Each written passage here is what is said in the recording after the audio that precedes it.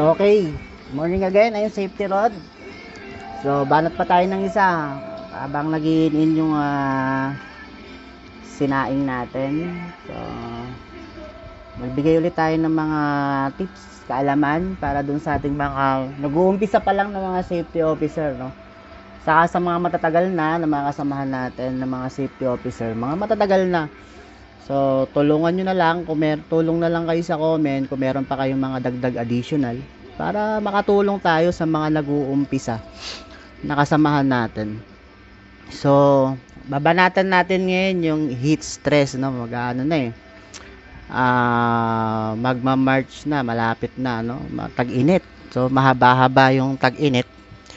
So ano ba yung magiging programa ng isang safety officer o initiative, no? Initiative para doon sa mga heat stress, no? So pag-isipan natin, pag-aralan natin, no? Makapagbigay tayo ng mga tips sa mga nag-uumpisa pa lang ng mga safety officer, lalong-lalo na yung mga na-assign sa mga open area. Dati na-assign ako ng Pampanga, sobrang init doon sa may Lahar, no? Na-assign ako diyan sa Pampanga, yung medical city ng Pampanga. So na-assign ako diyan, na duty ako diyan before. So ano ba yung magiging programa natin? So unang-una, no, dapat ma-identify natin yung init, no? Kasi yan yung hazard eh. Yan yung hazard, yung init. So sa init, maaari kang ma-heat stress, maaari kang ma-heat stroke, no? So yung panganib dyan, yung risk dyan, no, magtatrabaho ka, no? Meron kang activity sa isang maalinsangan, expose at mainit, bilad na lugar. So yan ang delikado, no? Pag iniligay natin yung isang manggagawa sa isang mainit na lugar, no? Open, mainit, terik ang araw, naguhukay, ganyan, may ginagawa activity. So ano yung magiging natin? Ano magiging control natin para hindi takihin o may stroke, may heat stress yung mga manggagawa natin? So dapat meron tayong equipment o gamit na pwedeng gamitin, no? Dapat i-include natin 'yan sa programa ninyo, sa committee meeting ninyo. I-impose ninyo, ma'am, sir, tag-init na. So ito yung program namin sa safety department para maiwasan natin yung mga may heat stress at may stroke dun sa area natin. Kasi kung may trabahador kayo, so ilalatag nyo yan.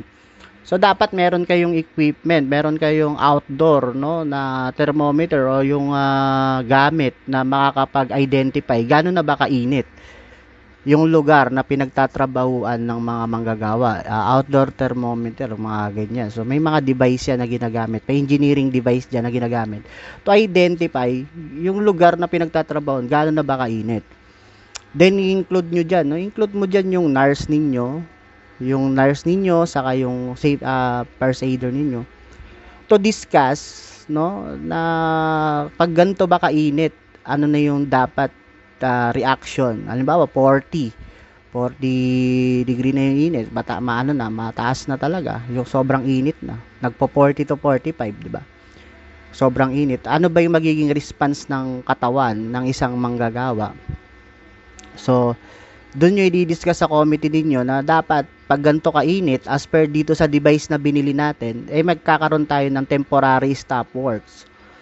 So temporary stop works, kung hindi man magkaroon ng temporary stop works, dapat meron kayong engineering equipment na gagamitin, meron kayong mga tabing, may mga tent kayo na gagawin, may tent kayo na ipoprovide sa manggagawa, no, mga tabing, pangtakip, no, para hindi masyado mainitan yung manggagawa. Saka yung tubig, no, kasama yan sa cascading ninyo pag nailatag nyo na sa management o sa committee ninyo na dapat ito yung gagawin natin sa gantong klaseng kainit. May device tayo, pag na-meet niya yung sobrang init, magpo-provide tayo ng tent or magpo-provide tayo ng tabing or magpapa-temporary stop works tayo.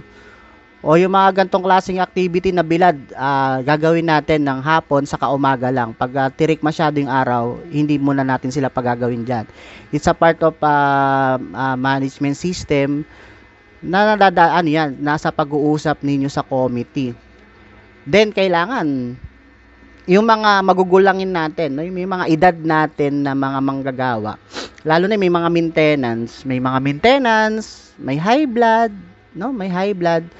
So, dapat pag ganyan tag-init na, include natin dyan si nurse, si first aider na to monitor yung BP. No, i-BP natin, may medical naman yan, i-BP natin yung may mga BP monitoring, i-monitor natin sila. At i-recommend natin na dapat itong mga manggagawa natin na to, na magugulangin natin na itong mga manggagawa na to, hindi pwede masyado ma-expose dun sa sobrang init na trabaho kasi baka mamaya putukan sila ng ugat. Kasi nga high blood sila tapos may expose pa sila sa sobrang init. So isa yan sa mga program na dapat nilalatag natin sa committee, sa management, no. Then lastly, no, kailangan maging ready kayo. No, dapat nag-i-initiate na kayo ng drills, no? Dapat hindi lang puro earthquake saka fire drills yung ginagawa natin. Sa gantong klaseng init ng panahon, magkakaroon ng mahabang klaseng tag-init at expose yung manggagawa natin. Kailangan handa kayo, train kayo, no? Makakapag-response kayo ng maayos. Gagawa kayo ng letter, papagawa kayo kasama sa committee ninyo, sabihin nyo na magkakaroon tayo ng drill in related sa gantong klaseng scenario na meron na heat stress, na heat stroke, paano nyo ba gagawin?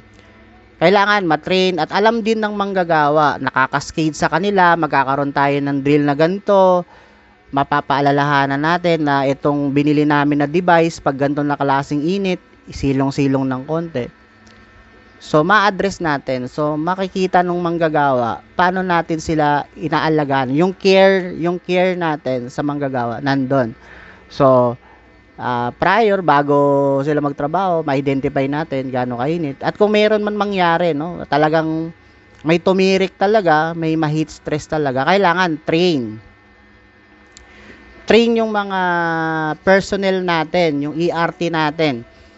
Kailangan alam nila paano sila magre-respond. So, paano nila iti-treat, paano nila ima-manage yung ganong klaseng situation. Ano ba gagawin? No? Baka na lang biglang buhusan na lang ng maraming tubig. So, kailangan i-include nyo na yan. I-train natin sila. I-include nyo yung ipopropose nyo sa committee na dapat may ganito tayong drill kasi dadating yung sobrang init na panahon para handa tayo ano man ang mangyari, ma-check natin kung ano mga kulang. May service vehicle ba tayo papunta sa hospital, ano ba yung mga equipment natin na gagamitin, may nurse ba tayo, may first aider ba tayo, makakapag-recommend tayo. So yan, muli mga ka-safety, no, sa mga bago pa lang nag-uumpisa, so ito yung mga dapat natin ini-initiative, dapat pinopropose natin. Kaya napaka-importante talaga, dapat may committee meeting. So doon yun nasasabi ano yung mga dapat na programa o program ninyo na nakikita na